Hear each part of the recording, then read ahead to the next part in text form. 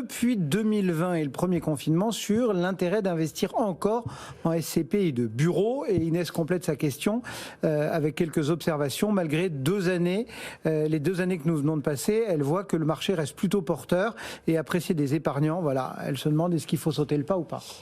D'abord, oui, évidemment, Inès, si vous avez envie de faire un investissement, je ne peux pas vous dire, étant donné que chez Net Investissement, on conseille régulièrement des SCPI, globalement ce qu'on appelle des SCPI de rendement, dont les SCPI de bureau. Je suis obligé quand même d'alerter Inès. On va faire un petit point très rapide sur macro, sur l'immobilier.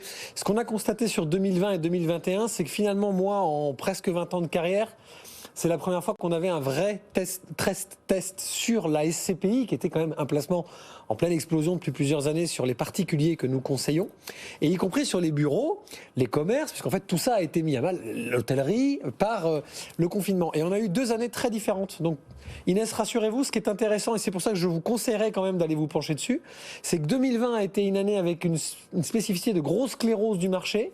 Et puis 2021, on s'attendait à ce qu'on se prépare au monde d'après.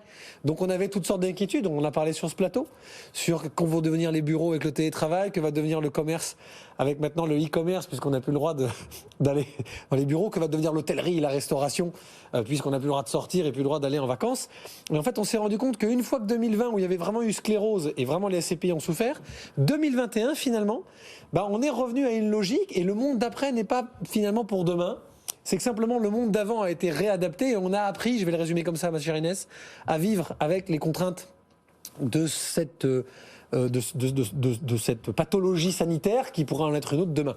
Donc maintenant, je vous conseille, oui Inès, restez quand même sur des SCPI qui pour moi en tout cas ont été remises à zéro par un petit risite du fait de ce confinement, ou qui ont encore de bons jours. Donc je vais les citer pour donner quelques exemples. Évidemment, je vais vous citer Primovie, du groupe Primonial, qui travaille sur évidemment la petite enfance, la santé, les services à la personne. Donc c'est une SCPI qui est une très grosse SCPI, qui est quand même assez solide, près de 3,5 milliards de capitalisation. C'est une SCPI qui versait en 2020, malgré la crise, 4,5. On attend les résultats de cette SCPI cette année, mais vraisemblablement la distribution a continué trimestriellement à se maintenir. C'est une SCPI qui a aujourd'hui une grande ouverture vers l'Europe, ce qui m'amène à parler d'une deuxième option pour Inès.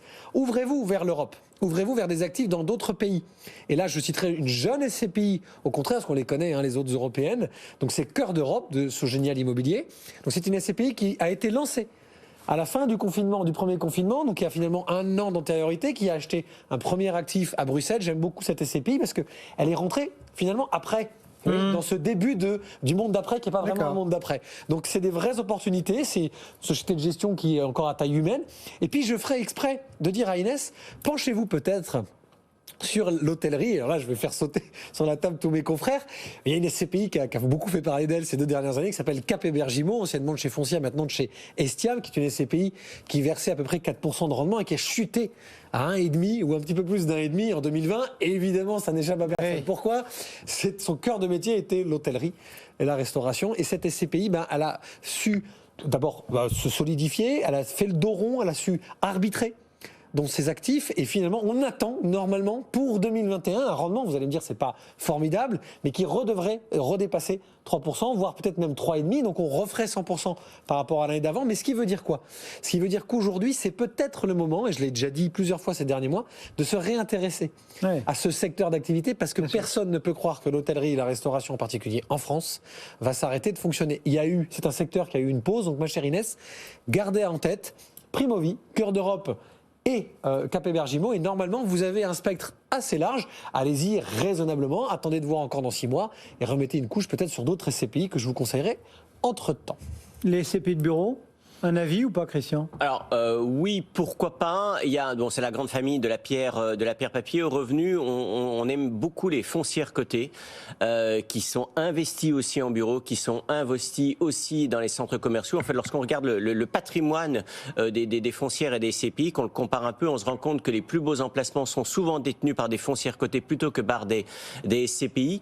Alors les foncières cotées, vous allez me dire, c'est de la bourse, oui, mais les valorisations sont particulièrement attrayantes aujourd'hui. C'est sans doute encore plus liquide, la fiscalité est plus intéressante. Donc, c'est pas forcément aujourd'hui si vous avez un peu de liquidité à placer, que vous voulez l'investir dans l'immobilier professionnel au sens large, intéressez-vous aussi aux foncières cotées, les Gecina, les Clépierre, les Unibail Rodamco. Voilà.